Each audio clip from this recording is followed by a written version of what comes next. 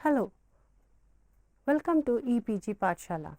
I am Dr. Anurekha Chariwag, Assistant Professor, Department of Sociology, Savitribai Phule, Pune University. Today we are going to discuss a paper titled Peasant and the Raj I. This paper is part of the larger paper called Agrarian Social Structure and Change, which is coordinated by Dr. Manish Thakur of IIM Kolkata. In this paper or module titled Peasant and the Raj I, we are going to look into the colonial introduction of Indian peasant life. We are going to look into how the colonial rulers have understood the peasant life of within Indian society. Further, we will look into the whole idea of village community and also the colonial forms of knowledge construction. Further, we will focus on the processes of revenue settlement that was followed and initiated by the British government that has changed the way rural society was structured. Further, we will also look into the ideology of the colonial rule with regard to the peasant and rural life in India in particular. The Peasant and the Raj I. To effect a settlement of the land revenue was the first major administrative act of the British government, so wrote Sir Henry Sumner Maine way back in the mid-19th century. Indeed, land revenue settlement did more than determine revenue. It defined the rights to land and devised different mechanisms for revenue assessment and collection. It also was an exercise in how best to fit the disparate facts of Indian social order into proper modes of British explanation. In the process, it signaled a new level of involvement of the colonial state in the village. In fact, land revenue system was an exercise of historic significance which brought the colonial state, the Raj, and the peasants face to face. The processes and practices of land settlement drew Indian village along with the peasants into the British conception of the rule of law. Although the village remained the primary site for constant administrative interface between the ruler British and the ruled Indians, it acquired larger association in the ruler's idiom. This module is an attempt to understand the contours of the relationship between the peasant and the Raj. The new nexus. The new relationship between the peasant and the Raj has had implications for the history and character of the colonial forms of knowledge. Since the colonial state had significantly affected the basic structures of Indian life by regulating peasant life in new ways, the exercise of power and accumulation of knowledge both were parts of larger colonial project. The British attempt to regulate the peasant life was inseparable from their effort to design an ideology that would sustain their rule over it. The larger point is that the administrative practices of the colonial regime cannot be separated from the colonial construction of Indian society. An understanding of the relationship between the peasant and the Raj thus presupposes an appreciation of the fact that colonialism has been as much about policies as about theories and strategies of representation. As the British went along comprehending India using their own forms of knowledge and thinking, they also altered the nature of Indian knowledge. Their engagement with the village, however concerned it was with the practical problem of setting agrarian policies, was not a matter of simply endorsing whatever relations of production were existing within the village. Instead, it also involved active social engineering. As Smith has shown in his remarkable study of the changing nature of village records from 1822 to 1887, in the Ludhiana district in Punjab, village statistics contained great details not only of land rights but also more general aspects of social organization. In effect, the registration of rights in the land revenue settlements meant fitting people into the predetermined legal categories and pressing the management of a village affairs into a uniform mold. And the exact shape of the legal mold was not determined overnight but entailed detailed negotiation with the past revenue collection practices. The Raj facilitated increasing importance of the British conception of India and the Indian institutions. In due course, and more so after gaining in confidence with the annexation of the last vestiges of native rule such as those of the Marathas, and in Punjab, the British became the authoritative and effective giver of value to things Indian. For example, it was the British who defined the value and meaning of the Indian village in a way that its echoes are yet to die down. As Smith remarks, the discourse of knowledge about Indian society is still to some extent tracked by the terms under which official records and reports were produced during the period of the British rule. Until the early 20th century, Indians were largely bystanders to the discussions which established meaning and value for the British, be it village, caste, Hinduism or Hinduism. Even when Indians entered into the discussion, both the agenda and its terms of discourse were already set. Arguably, the 19th century debate on the nature of Indian village community and the peasant life has determined the nature of the discourse of Indian village since then. In this module, we consider the colonial ideas regarding the peasant and by implication of the village. In a larger sense, it also reveals as to how British conceptualized India and its past and present within the terms of the intellectual thought. Our specific focus is on the works of the colonial scholar administrator. Thus, the specific carrier of the term peasant or village presented here as a part of the history of the colonial knowledge about India and the use of that knowledge in official projects. This module should offer you a sense of capacity of the colonial state to reconstruct fundamental aspects of Indian society. The Raj and stereotypes of the Indian peasant life. A seasoned historian like Stokes has expressed his despair at extracting the village out of its historical morass caused by interlocking of land tenures with tax collection structures in an ancient order of civilization. Admittedly, the force of subconscious ideology and the practical need to stabilize the tax system with an impersonal bureaucracy prompted the British at the outset of the colonial rule to refashion the village. Nonetheless, the village as a working unit of rural society was reconstituted during the British rule. In effect, the village was proclaimed basis of colonial rule. However, there was nothing natural about the village as a basic unit of territorial organization. A close historical scrutiny reveals that to be a discovery of the late 18th or 19th century. In fact, the literature on the nature of Indian village community and peasant life traces back to Thomas Munro's report on Madras and the first decade of the 19th century. The discovery of this cornerstone of society started mundanely, as the colonial administrator felt the need to collect and compile factual information about land settlements and revenue collection. Indeed, most of the characterizations of village are contained in the dispatches of senior British officers engaged in land revenue administration. One such dispatch, which formed the basis for discussion in the British House of Commons in 1812-13 on the renewal of East India Company's character, outlined the idea of the village as a mini-republic. More particularly, it is a Thomas Munro's report on the ceded district of Madras 1806 that one comes across the initial stereotype of village as a little republic. Like his contemporaries, Munro was less concerned with the village as such more than the mode of land settlement. His primary interest was to plead and win the case for Rayatwari settlement in the Madras Presidency as against Bengali Presidency's permanent settlement. In his acrimonious debate with Francis Ellis, he showed that his advocacy of the Rayatwari respects the principles of native tradition and that he was merely adhering to the indigenous precedents. Once Munro became the governor in 1820 and established Rayatwari as a definite legal basis for land settlements in Madras Presidency, his formulations became part of the official wisdom. Some of the administrative reports set the tone for future debate on the nature and character of Indian village and peasantry. In subsequent literature, we find repetitions and variations of the set themes which form the part of the fifth report. What is noteworthy, however, is the celebration of Indian village that is guided by the ideology of particular administrators than the characteristics that peasants of village actually displayed. Stokes identified administrators such as Munro, Malcolm, Elphinstone, and Metcalfe, who stood under Lord Wellesley, the Governor General, as the chief proponents of the republican nature of Indian village. Munro was a leader and founder of this particular school of thought.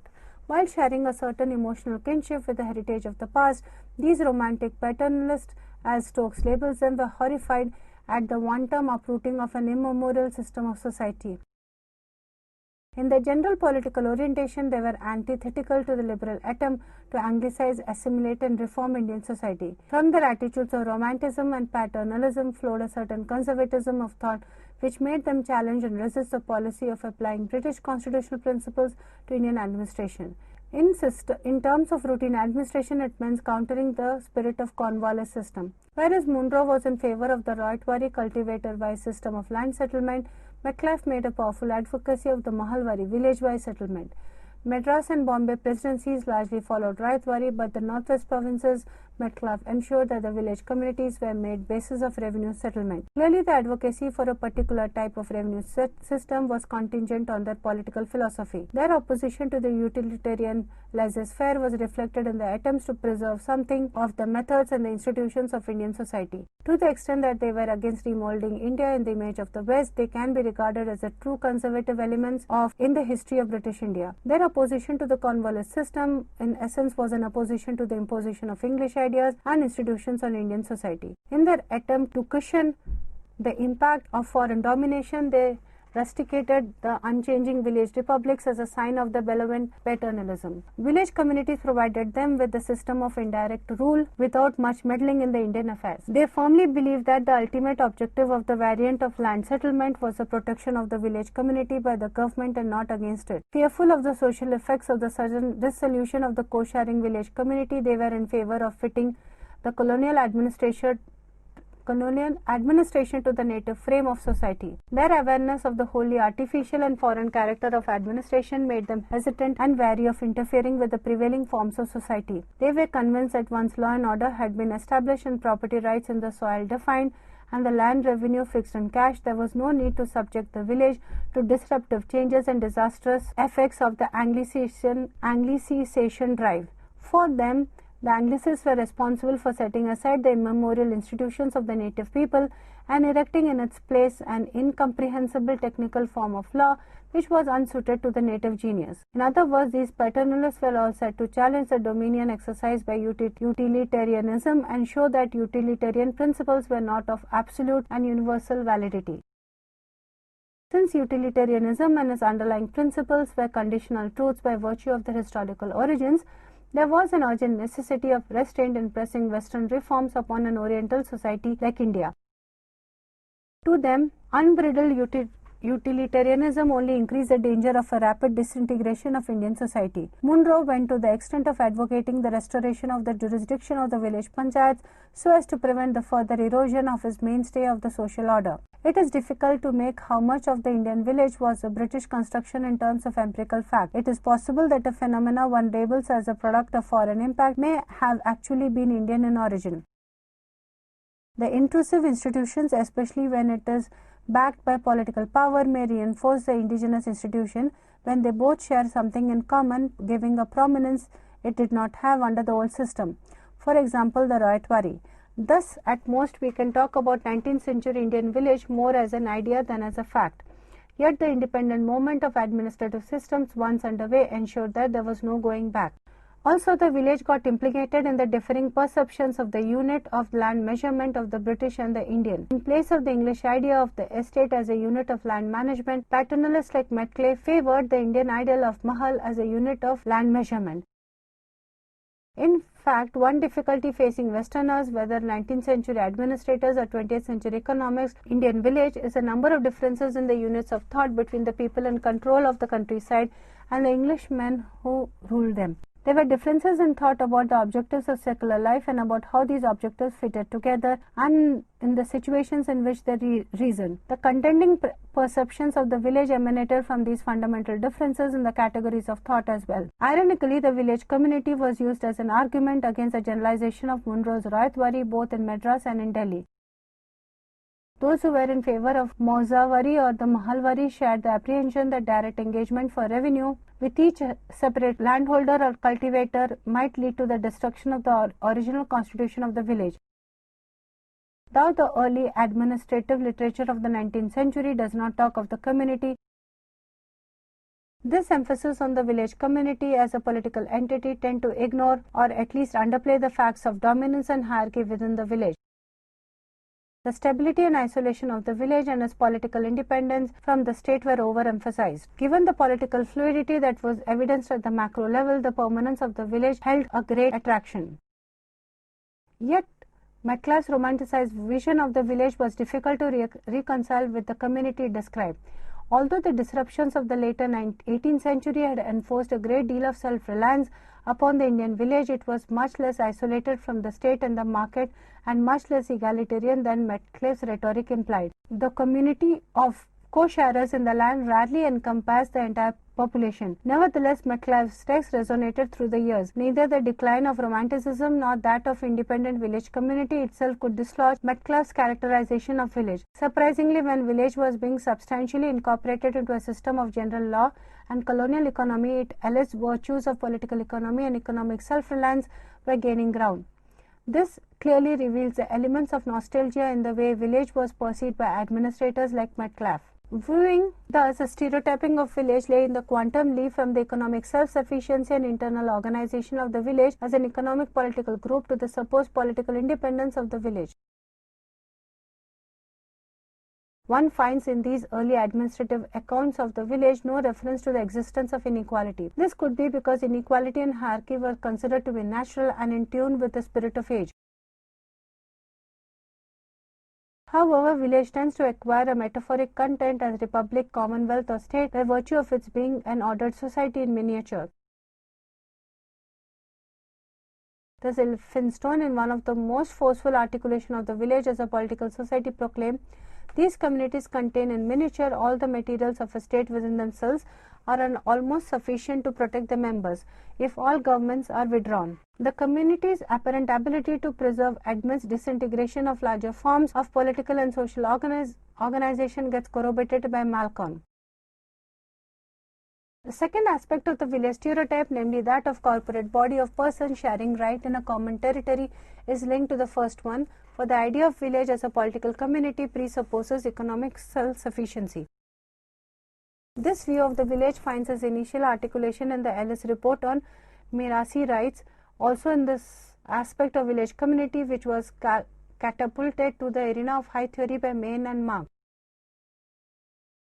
Thus, the essence of all such characterization of the village was a Eurofic celebration of its inner elasticity as a system. Romantic conservatives were attracted to its permanence, more so when it was seen in relation to highly volatile and fluid character of the Indian state. Its high degree of internal cohesion and enduring solidarity, and its constitution as a sum total of mutually dependent groups rather than mutually antagonistic classes, provided the Romantics the raw material on which to construct their image of the Indian society. However, it should be noted that enthusiastic reception accorded to the Indian village by these romantic paternalists were not shared by one and all. In a way, the village was caught in the larger political battles of the day between conservatives and radicals. For Stephen, the fact that the creation of private rights and the elimination of custom was leading to the decline of the village communities should not give rise to any false sentiment of regret. Stephen denounced the sentimental outcry of the conservative paternalists as regards the breakup of the village communities and had no love lost for the simple communities. He thought that the task of insulating Indian village from further change was well high impossible. Similarly, John Strachey criticized the fashioning of commending the Hindus, the laws and the government. He worded, till these late discoveries it was generally admitted that the native system of administration was oppressive and vicious, and that faster we departed from them, the better. Administrators like Stephen and Strachey distrusted the sentimental attachment of the paternalists to the Indian village. For them, however, as a matter of conviction, the truths of political economy should triumph over sentiment, and that only in a system of free exchange and completely free individual property rights could the prosperity of the people be fully secured. Naturally, this meant stringent application of utilitarian doctrines to India, irrespective of its effects on the village community. Students, in conclusion to this module titled Peasant and the Raj I, we have to question the stereotypes of Indian peasant life. This stereotype of Indian peasant life has been really established and institutionalized by the colonial scholar administrators, especially in the studies to understand that of the village. Their understandings of the village has really helped to frame our own understandings of the concept of village community. Therefore, it becomes paramount of importance that we need to question these stereotypes with regard to Indian peasant life and start thinking about how to relook at the whole idea of village community again. Thank you.